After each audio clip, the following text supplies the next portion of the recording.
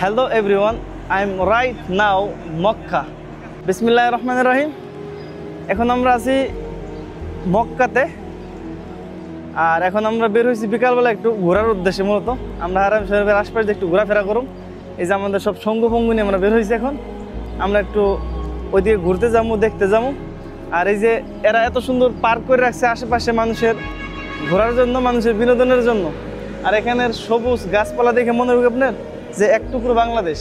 যে বিকালবেলা ঘুরতে বের হয়েছি, আসলে মক্কা নগরের এরিয়াটা যে কত সুন্দর আপনি এখানে না আসলে, না দেখলে বুঝবেন না। এই যে আমার পিছনে কিছু কবুতর এলোমেলো উড়ছে, কিছু মানুষ এটাকে খাবার দিচ্ছে, বাট এটা দেখার মতো একটা বিষয়।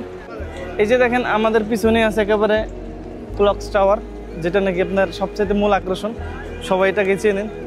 আর এখন আমরা যাইতেছি, আসরের নামাজের সময় হয়ে গেছে প্রায়। আমরা যাইতেছি ভিতরে নামাজ পড়ার জন্য। আর এখানে দেখেন আপনার কত পরিমাণ মানুষ। আর যেহেতু এটা মাহে রমজান, আর মাহে রমজান মাসে একটু ব্যস্ততা বেশি থাকে, মাহে রমজান মাসে একটু।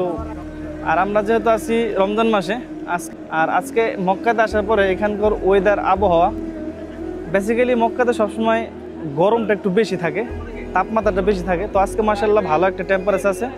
আজকের টেম্পারেচারটা নর্মাল একেবারে মানুষের জন্য যেটা গ্রহণযোগ্য, 22 থেকে 25। আজকের টেম্পারেচার আছে 25। তো এর জন্য আমরা দিনের বেলা একটু হাঁটাচলা করে বাইরে সব কিছু দেখে অনেক ভালো লাগতে আছে। আর আবহাওয়াটা মক্কাতে মানে যদি হোটেল থাকে, বিল্ডিং থাকে দেখার মতো সুন্দর সুন্দর, তাহলে এইটা একেবারে বলার বাইরে, মানে বলার অধিকার রাখে না যে এত সুন্দর সুন্দর তাদের হোটেলের যে গেট আপ।